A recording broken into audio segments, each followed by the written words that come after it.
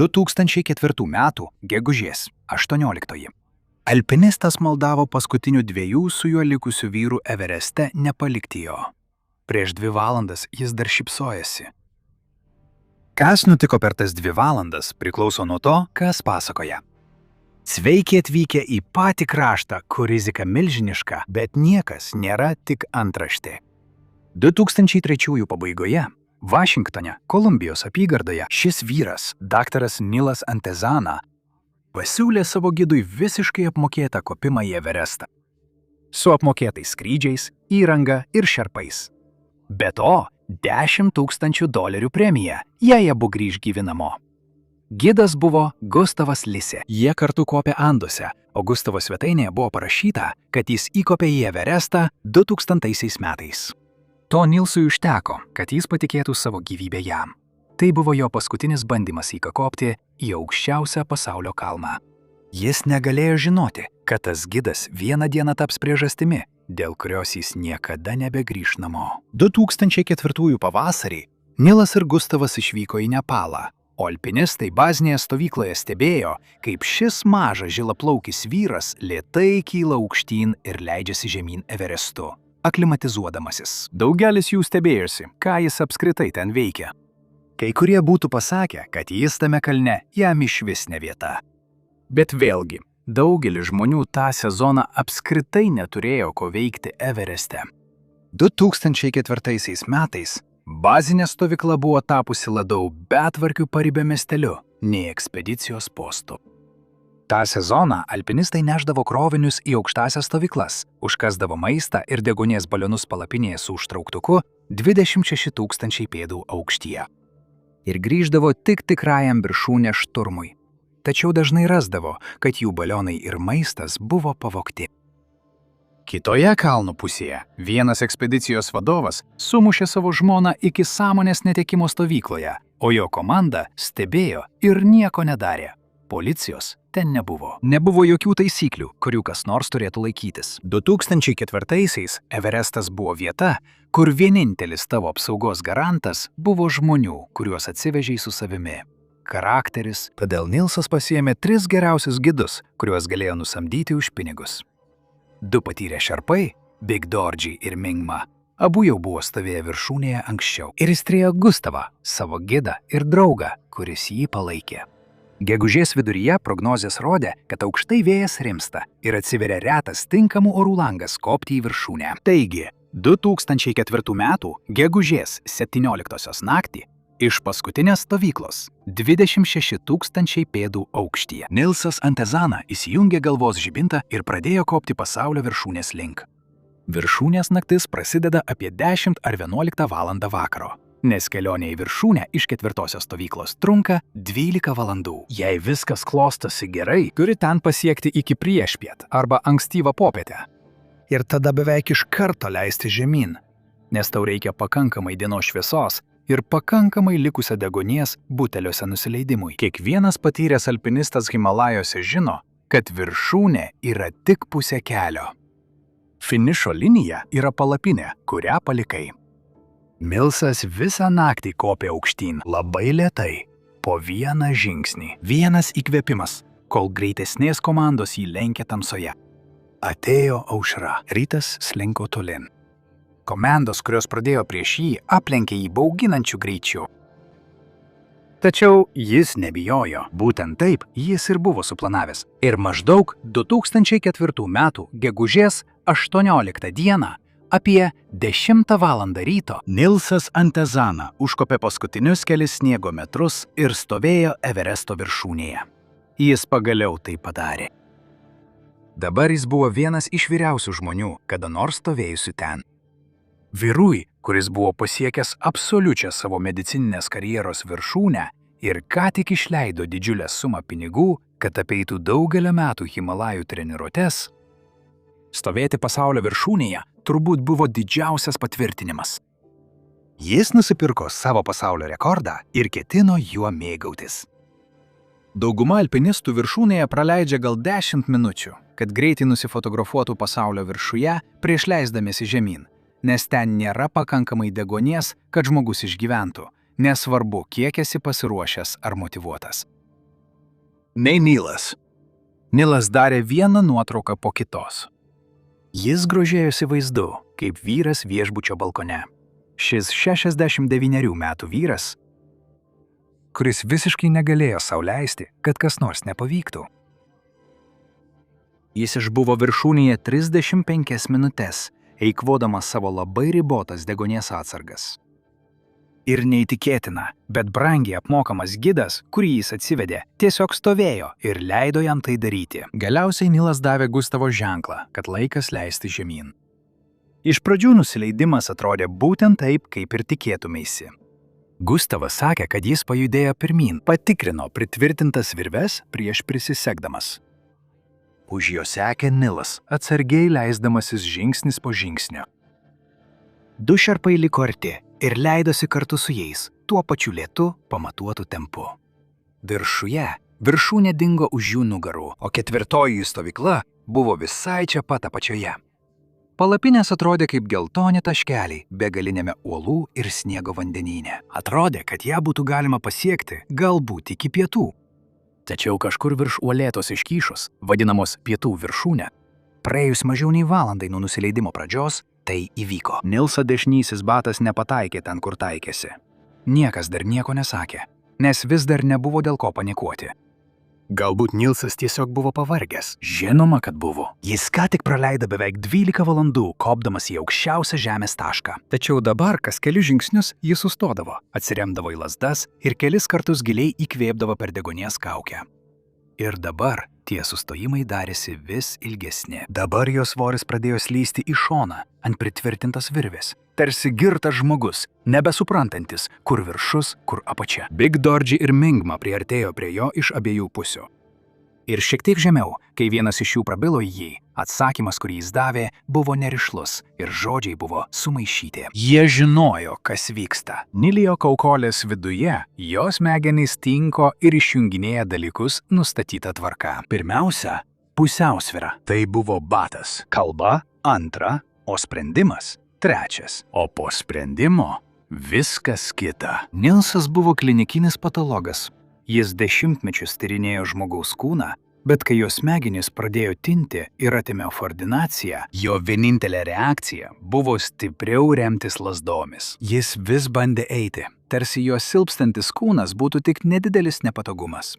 Tada jis pasisuko į šoną ir paprašė Gustavo patarimo, nes būtent tokiai situacijai ir buvo atsakingai pasirinktas kompetentingas vedlys, sumokėta už jų įrangą ir tą $10 000 premiją, kad profesionalas galėtų stovėti šalia Nilso tuo momentu, kai jo smegenys pradeda neveikti. Tačiau kai jis, Big Dordžis ir Mingma apsidairė, Gustavas Lise niekur nesimatė. Taigi du šerpai atliko gido darbą ir pastatė Nilsą tarp savęs, po vieną vyrą iš kiekvienos pusės, ir pradėjo leisti jį žemyn nuo kalno. Tai nebuvo nepatyrę alpinistai, kurie tiesiog stengėsi kaip išmano. Big Dordžis ir Mingma jau buvo įkopę į Everestą anksčiau. Jie tiksliai žinojo, kad tai, kas jam darėsi, dar nebuvo mirtina. Tačiau visi trys vyrai beveik visą dieną kopė mirties zonoje. Jie buvo išsekę, o kiekviena minutė praleista padedant Nilsui buvo dar viena minutė, kai jų pačių kūnai galėjo nebetlaikyti.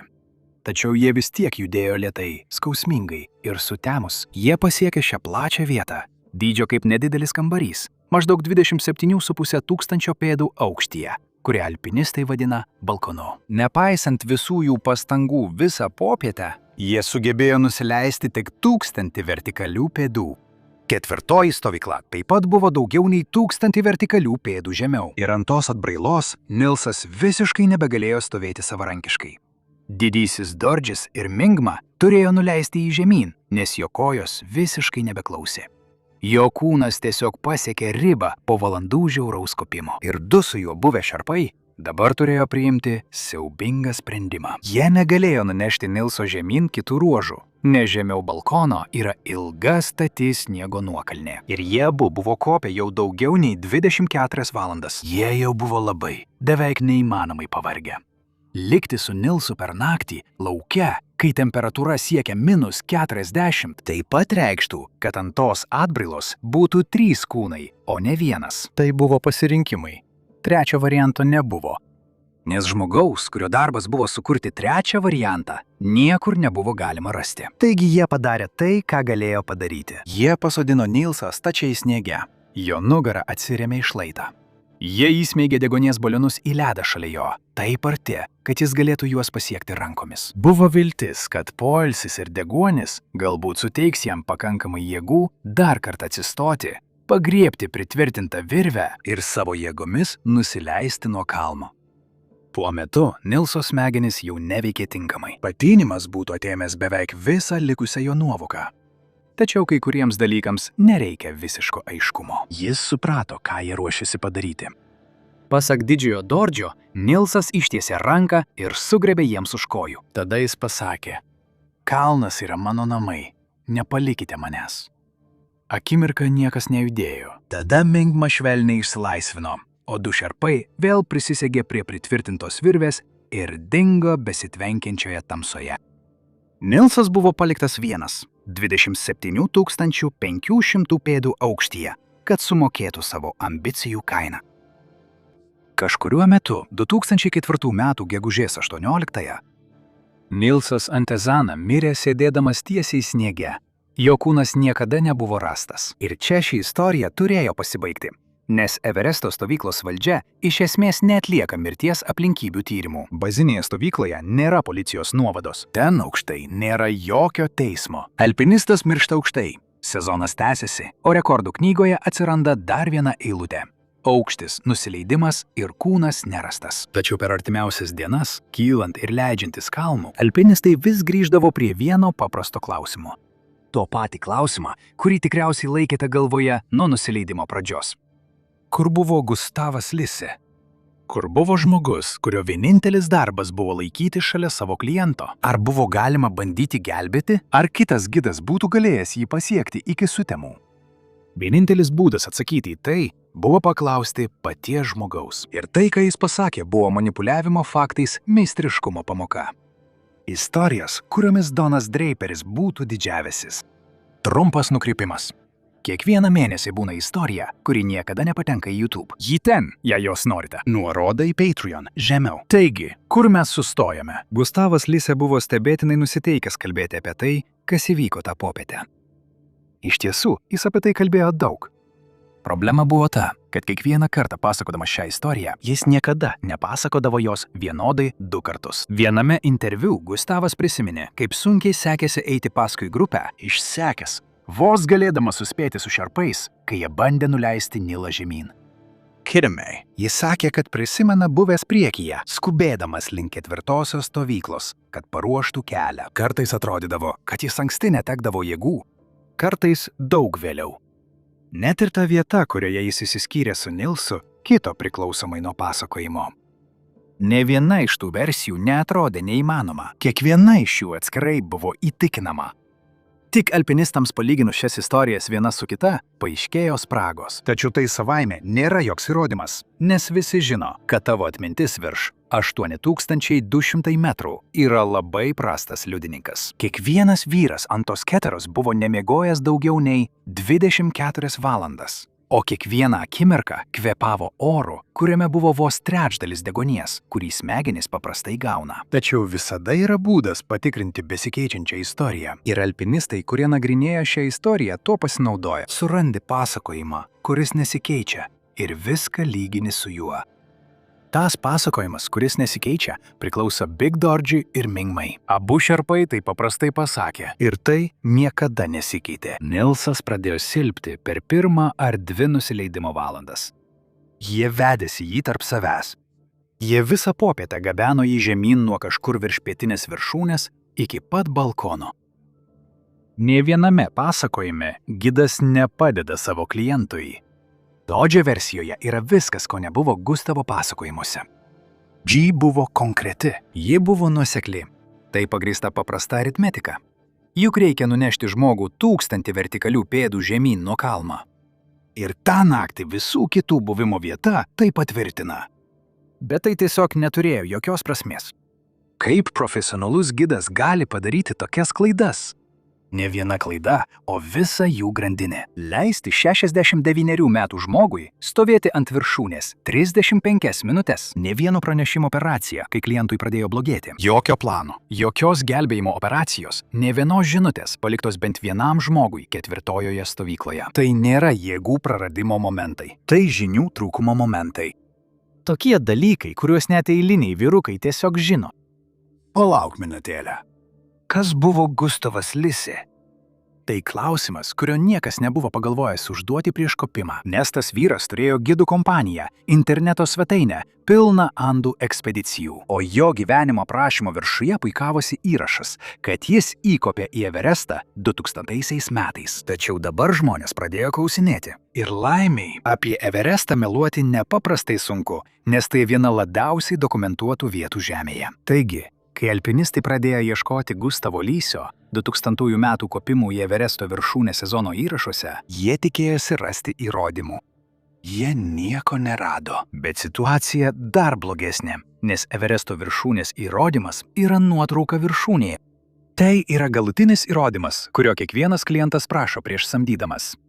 Ir Gustavas taip pat turėjo vieną. Jis daugelį metų rodė šią savo nuotrauką, darytą pasaulio viršūnėje 2000-aisiais. Tačiau dabar, kai alpinistai, kurie iš tikrųjų buvo Evereste 2000-aisiais, atidžiai pažvelgė į tą nuotrauką, jie pastebėjo kažką, ko ten neturėjo būti. Nes tai priklauso kitam alpinistui, kuris iš tikrųjų stovėjo pasaulio viršūnėje 2000-aisiais. Kuris nusileido su savo nuotraukomis nuo viršūnės ir kurio nuotraukos kažkokiu būdu atsidūrė Gustavo Lysio rankose, 4 metus pristatytos kaip jo paties. Įrodymas buvęs Gustavo verslo centre. Nuotrauka, kuri užbaigdavo sandorį su kiekvienu klientu, kuris kada nors prašė parodyti įrodymą. Buvo pavogta iš žmogaus, kuris iš tikrųjų padarė tai, ką Gustavo tik teigė padaręs. Paaiškėjo, kad Gustavo iš tikrųjų niekada nebuvo pasiekęs Everesto viršūnės tą 2000 metų sezoną. Jis buvo priartėjęs skaudžiai arti, maždaug už 200 metrų iki viršūnės, kai buvo priverstas apsisukti. Apsisukti ten nėra gėda. Sąžiningi žmonės praneša, kur jiems teko apsisukti, ir jiems tai nieko nekainuoja, tik pasididžiavimą ir ego. Tai buvo vienintelė kaina, kurios Gustavo Lisi negalėjo sumokėti. Jis grįžo namo iš vienintelės savo gyvenime Everesto ekspedicijos, pasisavino kito žmogaus viršūnės pasiekimą, įsidėjo jį į savo svetainę ir pradėjo imti pinigus iš klientų už kopimą kartu su žmogumi nuotraukoje. Taigi draugas ir profesionalas, apie kurį Nilas manė, kad jis stovėjo būtent ant to kalno, ant kurio norėjo stovėti Nilas, ir grįžo namo be jokių incidentų. Iš tikrųjų, nepadarė nei vieno, nei kito. Patirties trūkumą, kurį Nilas žinojo turys, tą spragą, kuriai užpildyti, Nilas išleido tiek daug pinigų. Užpildė žmogus, kuris taip pat turėjo tą pačią spragą. Kai Gustavo Lisi sutiko su tuo sandoriu, jis sąmoningai grįžo į mirties zoną, kad už pinigus klientas jį užneštų atgal į viršūnę, kuri jį buvo pažeminusi. O Nilas apie tai net nenutokė. Jis manė, kad perka patirtį, kuri atsvers jo amžiaus nulemtus trūkumus. Vietoj to jis, to nežinodamas, patikėjo savo gyvybę žmogui, kuris tą patirtį buvo grindęs melu. Ar tai turėjo įtakos sprendimams, kuriuos jis tą dieną priėmė ten aukštai? Tik Gustavas Lisė gali iš tikrųjų atsakyti. Ar galite įsivaizduoti, kokio ego tam reikia? Bet tai beveik neįtikėtina, beveik neįmanoma. Toliau bus dar blogiau. Nes atspėkite, ką Gustavas padarė, nusileidęs nuo to kalno tą 2004 metų gegužės 18 naktį ir pasiekęs 4. stovyklą, kai jo klientas vis dar sėdėjo sniege 1000 pėdų aukščiau. Jis nuėjo miegoti. Ir teisybės dėliai Gustavas nusileido nuo to kalno tikrai prastos būklės. Jo paties jėgos kažkur pakeliui išseko. Ir pasak jo paties, nuovargis jį taip stipriai paveikė, kad jis vos galėjo judėti. Jis sakė, kad pasiekė 4. stovyklos palapines vėlai tą naktį, apie 23 valandą, visiškai išsekęs. Ir žmogui tokios būklės tą naktį galima atleisti, kad jis nugriuvo į miegmaišį. Mirties zona išsekina kiekvieną. Galbūt jame tikrai nieko nebuvo likę, bet miegas atgaivina žmogų. Bet informacija, kurią turėjo Gustavas, nelaukė, kol kas nors pabus. Jis buvo vienintelis žmogus 4. stovykloje, kuri žinojo, kad jo 69 metų klientas vis dar ten buvo, dar neišėjęs iš pavojaus zonos. O aplink jį pietų perėjoje buvo kitų ekspedicijų palapinės su pilnais degonės balionais. Pasakyti bet kuriam iš jų, kas nutiko, nieko nekainuotų. Tik keli žodžius. Jis niekam nieko nepasakė. Jis nesukėlė aliarmo tą naktį, taip pat ir gegužės 19-osios auštant. Ne po poilsio, ne po deguonies, ne paskutinėmis ryto valandomis, kai dar buvo galima įsivaizduoti, kad Nilso širdis vis dar plaka. Tačiau kažkas vis dėlto buvo paskleista, nes kitą dieną Gustavo Lisi svetainėje atsirado naujienų. Ir tai, ką pasaulis pamatė, buvo geros naujienos iš Himalajų. Sėkminga ekspedicija.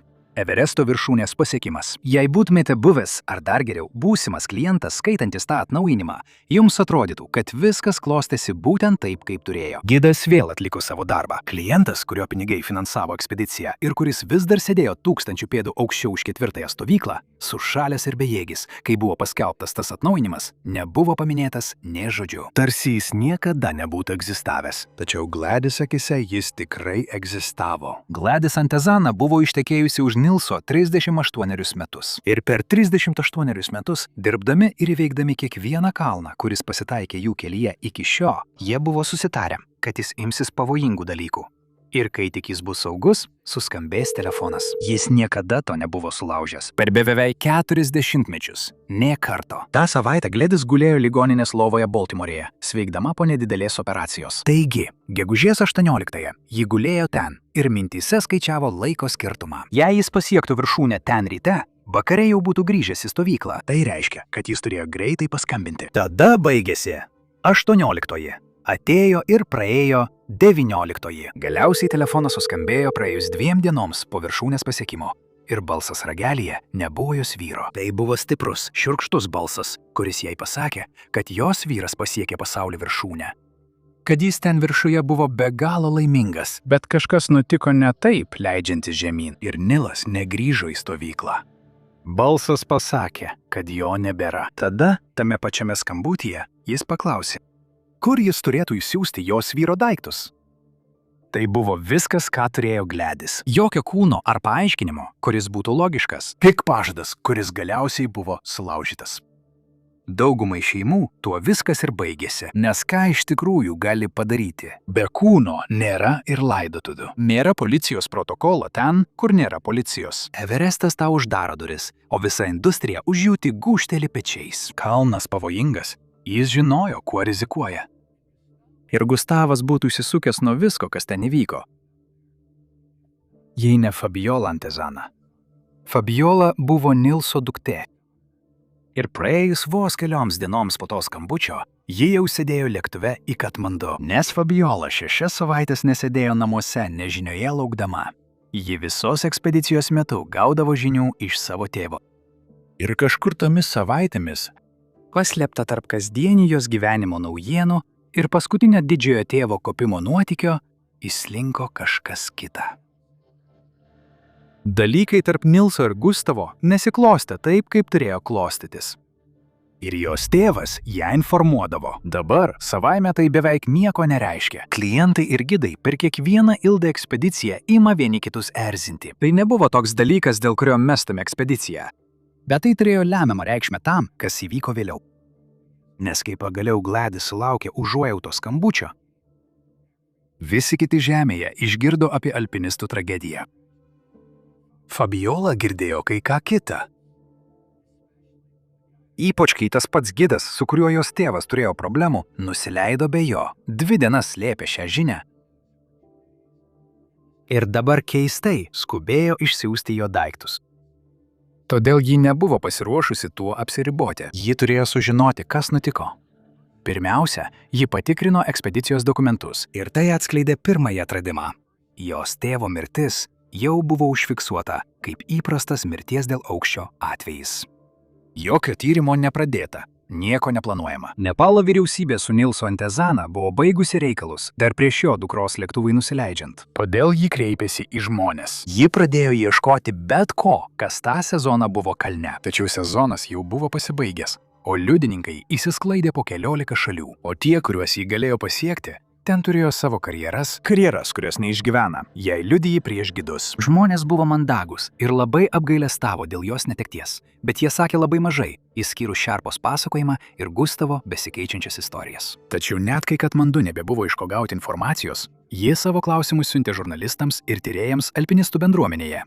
žinutė po žinutės visiems, kurie galėjo pasidomėti. Ir tai suveikė. Alpinistai, kurie buvo buvę kalne, pradėjo oficialiai lyginti tai, ką žinojo apie Gustavą. Bendruomenė pradėjo gilintis į jo veiklos istoriją. Ir viskas, ką sužinojate anksčiau šiame vaizdo įraše, tuščias 2000-ųjų sezonas. Pavogta nuotrauka.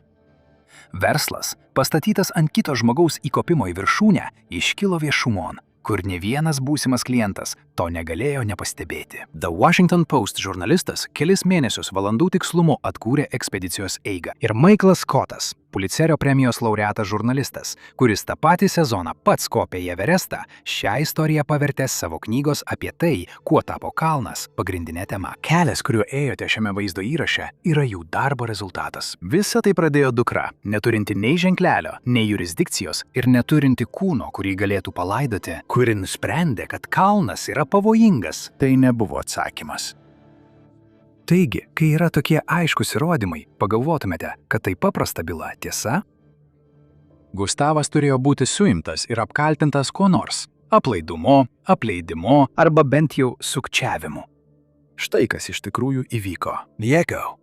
Prisiminkite, Nepalo vyriausybė jau buvo užregistravusi Nilso Antezanos mirtį kaip įprastą mirtį dėl aukščio ir atsisakė pradėti tyrimą. Ir jokie teismai kitur niekada šios bylos nesijėmė.